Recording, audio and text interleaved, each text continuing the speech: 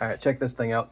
I believe I have a video, one of my earlier videos, I think. I don't know. With me removing this fingerboard, and this is a early Rickenbacker, Bacher, whatever you want to call them. I think it's a 60s, late 60s maybe. 4000, what, 3? Is that what these are? I don't know. These are terrible instruments. I know you love yours, and it's the coolest thing ever. Yep, I love Lemmy too. Yeah, Getty played one also, thanks. These things are awful. They really are. They have truss rods that fail all the time. The necks are always warped. The hardware is proprietary. The wiring's a pain. Even their jack, I think you even have to get a special jack for these things that most shops don't keep on hand. But look at that. That's some old school workmanship right there. Anyway, this one came in because it was super forward bowed. Truss rods could not keep up. Even at non-strings, strings off it, this thing was basically barely. If you tighten as much as you can possibly get, it almost would go straight. That's how close it was with no strings. So with strings on it, this thing just massive forward bow. Couldn't be corrected.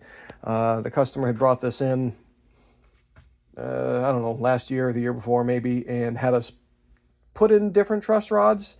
And we told him that it's not going to fix it. He went and bought, I think they're fairly expensive. I think they're like $80 a piece for some new truss rods and the new stupid block thing that they use for up in here. And it didn't make it any better. I mean, maybe 1 degree difference, maybe, but you would have gotten more results by putting ultralight strings on it. That's how much it made of a difference. So most time these things are kind of very, very unfixable. I tried heating it a few times, enough so I was feeling like the back of the neck was going to start to delaminate, and I didn't want that to happen. To try to get it to flex back, I'd heat it and clamp it, heat it and clamp it. I think I did 3 times maybe, and it just didn't make very little improvement, if any. And so we told the customer there wasn't really a lot to do other than pulling the board. So that's what we did. We pulled the board, and luckily there wasn't much finish damage. So should I bring this? Oh no, I still got that gold top on the bench. I'm taking a break from working on that gold top because my hands hurt from holding the file. So let's take this thing apart and do a little intermission video. All right, put these over here. I don't have a phone holder out here, so we're kind of doing this one-handed like. And I was going to do carbon fiber on the sides where the original rods were, and one good truss rod down the middle. But both pieces, once I got them apart from each other, laid down pretty flat, actually. So it was basically a case of this board shrinking and pulling the neck with it. A lot of old Fender boards do that, and it can't keep up with that much natural tension. So I was going to, again, carve out the middle section, put a rod in, but I didn't want to take away more wood, even though I was putting in carbon fiber. I just didn't want to do that. And we had some nice base length truss rods here at the shop that were just about the right size for the channels that are already in there. And needed to be widened a little bit, so I used a Dremel router bit thing to widen the holes slightly, or the slots. And they're in there. I didn't get a video of that because it was when the shop was a bunch of people and kind of chaotic. All right, come on. Okay, and I use these as clamping calls. I stole all the 7¼ inch blocks. Oh, that one's still on there. Durr. Let's take this one off. Durr. There we go. All right. Okay. Now, you gonna come off of there? Let's do it like this without damaging the base. How about that? Let's not damage the base anymore. I mean, the guy was definitely cool about this thing not being perfect when it's done. He wants something to be playable. That doesn't look too bad. All right, that glue line came together pretty good. They had locator pins in there, but again, this board is shifted, and so I kind of tried to line it up.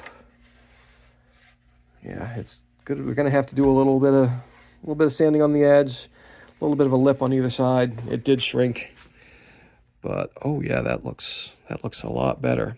And so we have 2 truss rods that are actually dual action.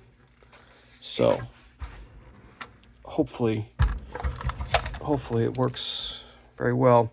I use fish glue on this thing, and it should be good to go. There wasn't any giant pockets that need to cure, but I don't think I'm going to put strings on it till at least tomorrow.